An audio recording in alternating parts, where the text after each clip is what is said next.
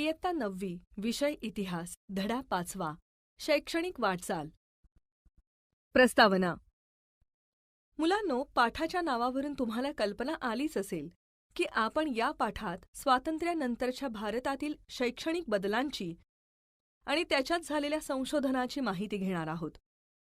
यात आपण प्राथमिक शिक्षण, माध्यमिक शिक्षण आणि उच्च शिक्षण यांचा विचार करणार आहोत.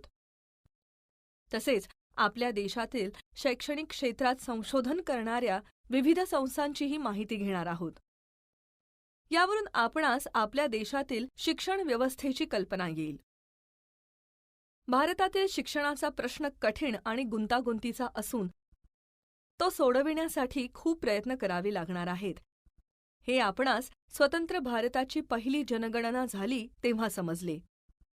म्हणजे इसवी सन 1951च्या जनगणनेने त्याची कल्पना आली.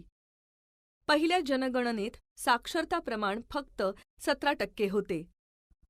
म्हणजे ज्यांना अक्षर ओळख आहे असे लोक एकूण लोकसंख्येच्या फक्त 17% एवढे होते.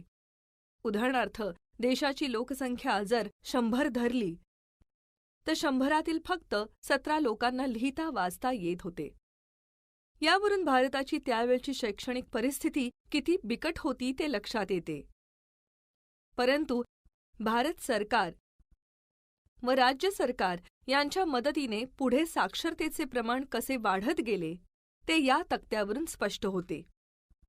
जनगणना वर्ष आणि साक्षरता प्रमाण 1971 34%, 1981 43%, 1991 52%, 2001 64%. वरील तक्त्यावरून स्पष्ट होते की हे प्रमाण उत्तरोत्तर वाढत गेले आहे. परंतु हे प्रमाण वाढविणे हे भारत सरकारपुढील मुख्य आव्हान होते.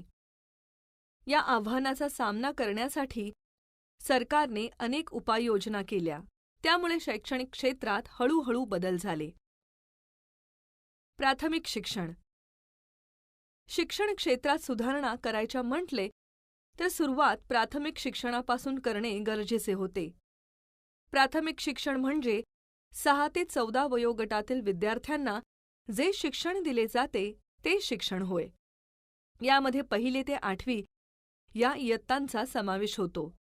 1988 मध्ये केंद्र सरकारने प्राथमिक शिक्षणाचा प्रसार करण्यासाठी म्हणजे प्राथमिक शिक्षण देशाच्या कानाकोपऱ्यात व खेड्यापाड्यात पोहोचविण्यासाठी आणि शैक्षणिक दर्जामध्ये सुधारणा करण्यासाठी खडू-फळा योजना सुरू केली. ही योजना ऑपरेशन ब्लॅकबोर्ड या नावाने ओळखली जाते. शालेय वातावरण उत्साही करण्याच्या भूमिकेतून ही योजना सुरू करण्यात आली. या योजनेअंतर्गत शाळांचा दर्जा सुधारणे, किमान शैक्षणिक साधनांची पूर्तता करणे म्हणजे शाळांना त्या गोष्टी उपलब्ध करून देणे, प्रत्येक शाळेला सुयोग्य अशा 2 वर्गखोल्या, मुले व मुली यांच्यासाठी स्वतंत्र स्वच्छतागृह, 2 शिक्षकांपैकी 1 स्त्री शिक्षिका, फळे, नकाशे, खेळणी, प्रयोगशाळा साहित्य, छोटेसे ग्रंथालय, मैदान, क्रीडा साहित्य यासारख्या सुविधांसाठी सरकारने निधी उपलब्ध करून दिला. या योजनेमुळे प्राथमिक शिक्षणाचा प्रसार जलद गतीने होण्यास मदत झाली. 1994 मध्ये ही योजना विस्तारण्यात आली. संघटन, लवचिकता, अभ्यासक्रमात व्यवहारातील घटकांचा समावेश आणि विविध समाज स्तरातून आलेले विद्यार्थी या सर्वांचा विचार करून या योजनेत बदल करण्यात आले. 100पेक्षा अधिक विद्यार्थी संख्या असणाऱ्या शाळांमध्ये 1 जादा वर्गखोली म्हणजे 3 वर्गखोल्या व 2 ऐवजी 3 शिक्षकांच्या नेमणुकीची तरतूद करण्यात आली. केवळ मुलींसाठीच्या शाळा सुरू करण्यात आल्या.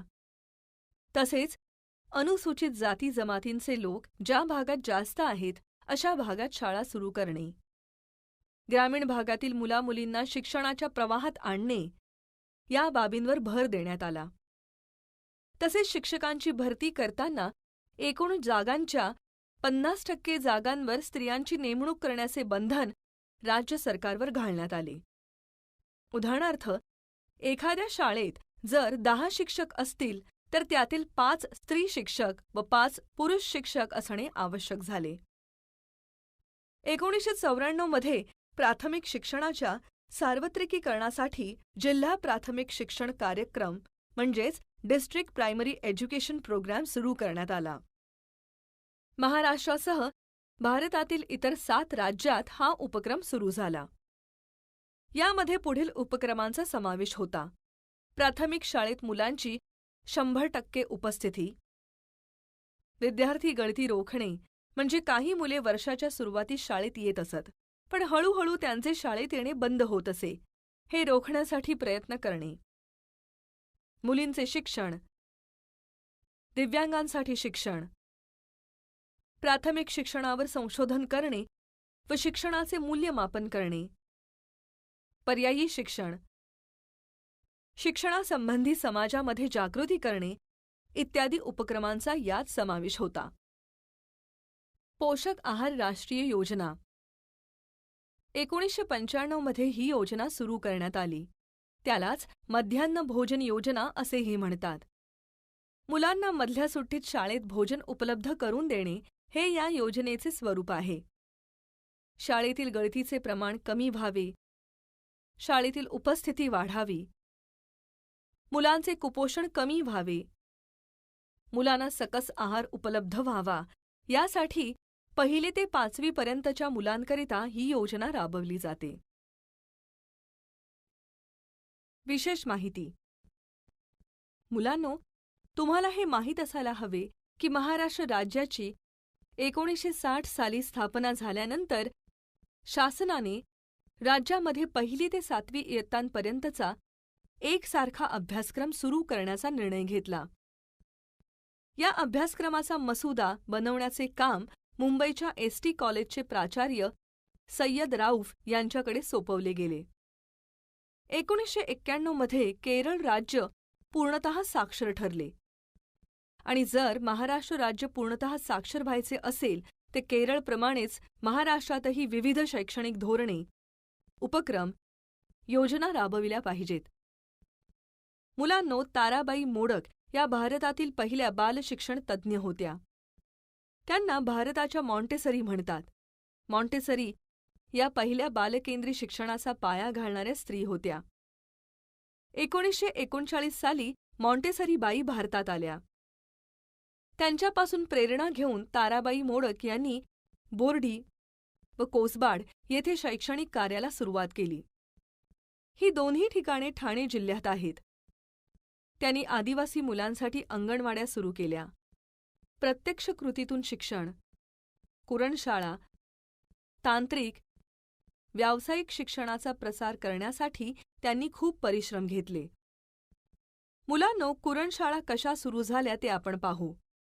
आदिवासी मुले शाळेत का येत नाहीत याचे कारण ताराबाईंनी शोधले असता त्यांच्या लक्षात आले की त्यांना गुरे चरायला कुरणात जावे लागते.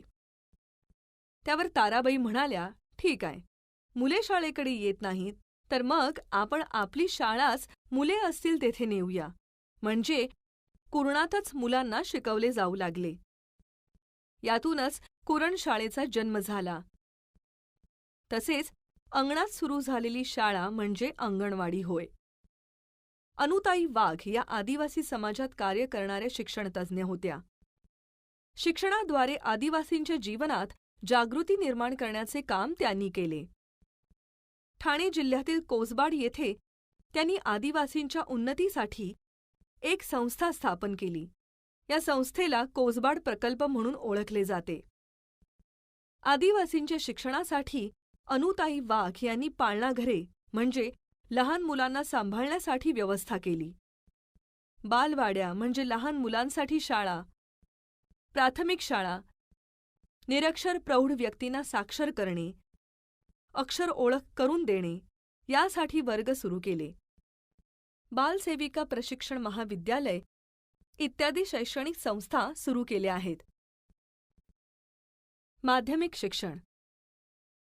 मुलांनो, भारत स्वतंत्र झाल्यानंतर त्यावेळचे शिक्षण मंत्री मौलाना अबुल कलाम आझाद यांनी शिक्षण क्षेत्रात महत्त्वाचे बदल घडवून आणण्याचे ठरवले. यासाठी डॉक्टर सर्वपल्ली राधाकृष्णन यांच्या अध्यक्षतेखाली विद्यापीठ शिक्षण आयोग नेमण्यात आला होता. या आयोगाने माध्यमिक शिक्षणासंदर्भात एक स्वतंत्र आयोग नेमण्याची शिफारस केली. त्यानुसार 1952 ते 53 मध्ये शासनाने डॉक्टर लक्ष्मणस्वामी मुदलियार यांच्या अध्यक्षतेखाली देशातील माध्यमिक शिक्षणाचा अभ्यास करण्यासाठी मुदलियार आयोग नेमला. डॉक्टर लक्ष्मणस्वामी मुदलियार यांचेच नाव या आयोगाला देण्यात आले. यावेळी भारतात 11वी अधिक पुढची पदवीची 4 वर्षे किंवा 11वी अधिक 1 अधिक 3 असा शिक्षणाचा आकृतिबंध होता. या आयोगाने माध्यमिक शिक्षण, अभ्यासक्रमाचे स्वरूप, शिक्षणाचे माध्यम, अध्यापन पद्धती यांचा अभ्यास करून शिफारशी केल्या. त्या पुढीलप्रमाणे आहेत. आयोगाच्या शिफारशी: शालेय शिक्षण 11 वर्षांचे असावे. त्यातील शेवटची 2 वर्षे उच्च माध्यमिक शिक्षणाची असावीत. परीक्षा घेताना मूल्यमापनाची आधुनिक तंत्रे वापरावीत. उच्च माध्यमिक स्तरावर इंग्रजी, हिंदी व मातृभाषा या 3 भाषा असाव्यात. अध्यापन पद्धतीत तसेच ग्रंथालये आणि प्रयोगशाळा यात सुधारणा करावी. यासारख्या शिफारशी केल्या होत्या. या आयोगाने उच्च माध्यमिक वर्गांची संकल्पना मांडली होती. संपूर्ण देशभरात ही संकल्पना राबविणे किंवा त्याची अंमलबजावणी करणे अवघड झाले. महाराष्ट्र राज्य माध्यमिक व उच्च माध्यमिक शिक्षण मंडळाची स्थापना 1 जानेवारी 1966 रोजी पुणे येथे करण्यात आली. त्याचे मुख्यालय पुण्यातच आहे. या मंडळाचे प्रमुख कार्य 10वी व 12वीच्या परीक्षा आयोजित करणे हे आहे. परीक्षा मार्चमध्ये आयोजित केल्या जातात. निकाल जूनमध्ये घोषित केले जातात. हे मंडळ पुणे, मुंबई, औरंगाबाद, नाशिक, कोल्हापूर, अमरावती, लातूर, नागपूर आणि रत्नागिरी या त्यांच्या 9 विभागात 12वीच्या आणि 10वीच्या परीक्षा आयोजित करते. शिक्षण संक्रमण हे मासिक मंडळाच्या वतीने प्रकाशित केले जाते. या मासिकात शैक्षणिक बदल, माहिती आणि शिक्षण क्षेत्रातील वेगवेगळे उपक्रम यांची माहिती असते. कोठारी आयोग भारतातील हा 6वा शैक्षणिक आयोग 1964 मध्ये स्थापन करण्यात आला. Doctor D.H. कोठारी या आयोगाचे अध्यक्ष होते आणि J.P. नाईक यांचे मोलाचे योगदान या आयोगास आहे. यापूर्वीच्या आयोगांनी शिक्षणाच्या एका विशिष्ट स्तराचाच विचार केला होता. कोठारी आयोगाने मात्र शिक्षणाच्या सर्व स्तरांचा आणि अंगांचा विचार केला. भारतात शैक्षणिक क्रांती घडवण्यासाठी आयोगाने ज्या 3 गोष्टींवर भर दिला त्या म्हणजे अंतर्गत परिवर्तन, गुणात्मक बदल, शैक्षणिक सुविधांचा विस्तार या होत. या आयोगाचा अहवाल मोठा आहे. त्याची सुरुवात भविष्य काळात भारताचे भवितव्य वर्गखोल्यातून घडणार आहे या वाक्याने होते. या आयोगाने माध्यमिक, उच्च माध्यमिक व विद्यापीठ स्तरावरील आकृतिबंध 10+2+3 चा पुरस्कार केला. 1972 पासून ही व्यवस्था अंमलात आली. कोठारी आयोगाने पुढील शिफारशी केल्या. एकच राष्ट्रीय शिक्षण पद्धत असावी. आयोगाने त्रिभाषा सूत्राचा पुरस्कार केला असून मातृभाषा, राष्ट्रभाषा हिंदी व इंग्रजी या भाषा मुलांना शिकवाव्यात असे सुचविले. प्रथम पदवी पातळीपर्यंत मातृभाषा हेच शिक्षणाचे माध्यम असावे. इंग्रजी ही संपर्क भाषा म्हणून शिकवावी. शैक्षणिक संधीच्या विस्तारासाठी व शिक्षण तळापर्यंत झिरपण्यासाठी निरंतर शिक्षण, प्रौढ शिक्षण, पत्राद्वारे शिक्षण, मुक्त विद्यापीठ असे उपक्रम सुचविले. अनुसूचित जाती जमातींसारख्या उपेक्षित घटकास प्राधान्य देणे. सरकारी अंदाजपत्रकात शैक्षणिक खर्चावरील तरतुदी वाढविणे अशा शिफारशी केल्या.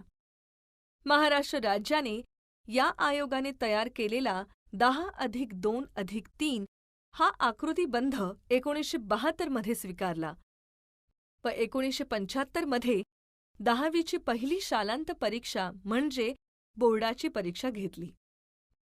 कोठारी आयोगाची शिक्षणाची उद्दिष्टे: लोकशाहीचे संरक्षण व संवर्धन, शिक्षणाचे आधुनिकीकरण, सामाजिक व राष्ट्रीय एकात्मता, सामाजिक, नैतिक, आध्यात्मिक मूल्यांची जोपासना, शिक्षण व उत्पादकता या आयोगाच्या सर्व शिफारशींबाबत देशभर चर्चा झाली. बऱ्याच शिफारशी देशभर मान्य झाल्या. या आयोगाच्या शिफारशींवर आधारित असे राष्ट्रीय शैक्षणिक धोरण 1968 साली भारताच्या लोकसभेने मंजूर केले.